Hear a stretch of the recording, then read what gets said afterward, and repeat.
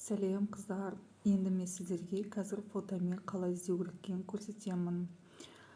Мысалы сіздер бренд сатқыларыңыз келсе, алып келгілеріңіз келсе, онда оны қалай табуға болады.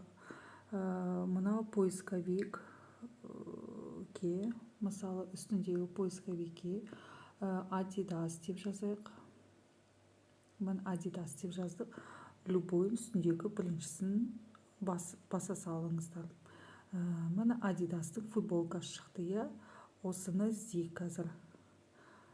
Суретке үстінен ашамыз да басамыз. Сосын мына екіншісі тұрған сохранитті басамыз. Бұл біздің қазір сурет галереямызға сақталды. Енді үстіндегі артқа барамыз. Үстіндегі мына фотоаппараттың значогын басамыз. Мына осыған басамыз.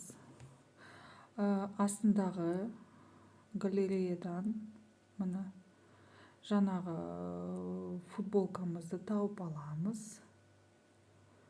Енді осыны қазір іздейміз. Мына көрдіңіздер ма?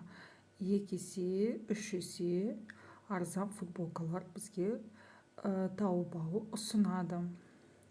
Так, енді тағы бір іздеудің жолын көрсетейін сіздерге. Сіздерге мен көрсеттім, иә, біздің избранный қай жерде болатын. Избранный ол біздің мынау астындағы домалаққа кіреміз. Одан кейін үстіндегі мына жерге кіреміз. О жерге басамыз. Бұл жерде кілең біздің избранныйлар. Мына көрдіңіздер ғой, избранный. Енді бұл избранныйда мысалы мына футболкаға ұқсас заттар тауып алғымыз келеді. Мына жерде мынандай сөз бар. Мына осындай сөздер тұрады. Бұл сөздер ұқсастық табу деген сөз. Бұл сөзге басақ, қазір бізге тауып алу осындай ұқсайтын футболкаларды береді. О жерден қарап, сізге қайсы ыңғайлы бағаны қарап, қайсы ұнайтынды қарап, таңдап сатып алуға болады. Енді іздеудің тағы жолын көрсетейін сіздерге. Бұл фотоға түсіріп іздеу.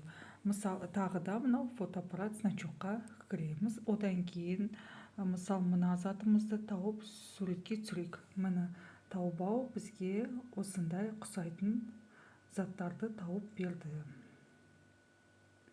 О жерден қарап, басқа да бізге заттарды ұсынады тауып алу. Соған қарап, өзіңізге ұнағанын алуға болады.